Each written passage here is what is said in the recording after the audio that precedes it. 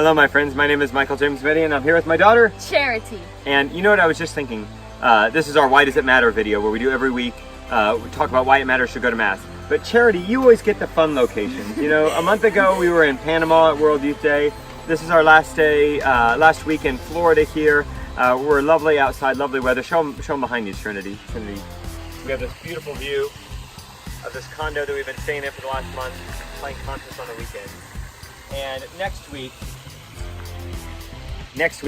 we drive back up to Illinois, and then we have some crazy travels all throughout Lent. So make sure you check out our tour schedule. I mean, we're everywhere. We're Virginia, we're Vermont, we're Vegas, we're California, everywhere that starts with a V, you know? And so, why does it matter? Charity and I just read through the readings, and Charity, what stuck out to you with the readings this week?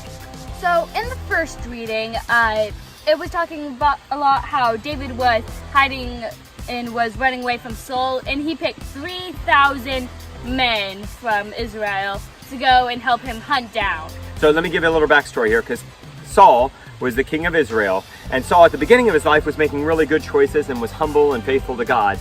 But then he started to make some bad choices. And he wasn't the man of integrity that they thought he was. His character flaws started to show through, and basically he went crazy. And around that time, David starts being faithful to God and is kind of raised up as this one who trusts the Lord.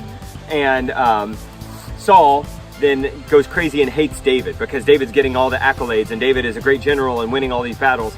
And so Saul starts to hunt David. And so Saul is out hunting David in the desert. And that's where we are in our story this Sunday. So he was hunting David, and then it was nighttime, so they made a tent for him, and they all went to sleep.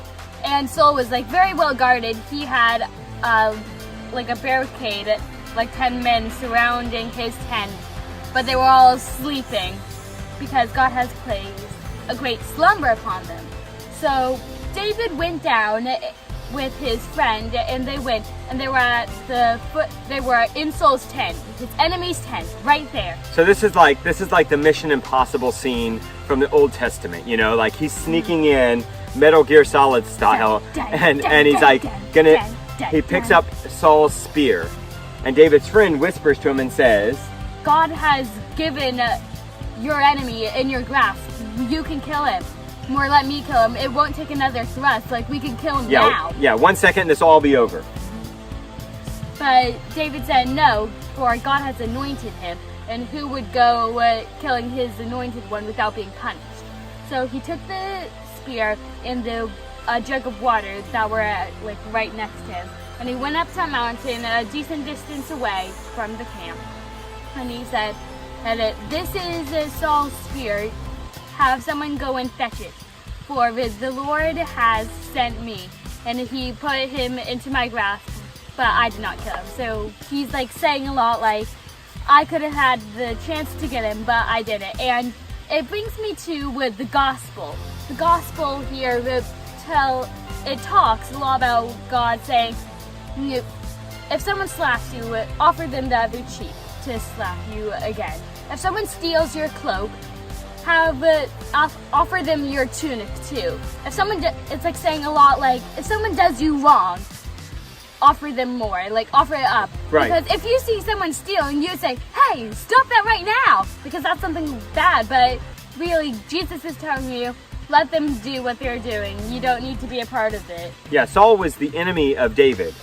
And David, you know, in many ways was right to try to take out his enemy, but he showed him mercy. I was gonna say he's also a general, so his job is to kill his enemy a lot. And so Jesus tells us something different: not hate your enemies, but love your enemies. And it got me thinking a lot about the way that we are online. I had a recent interchange online that somebody was just kind of rude to me, and you know, I thought about how I should respond as a Christian to them.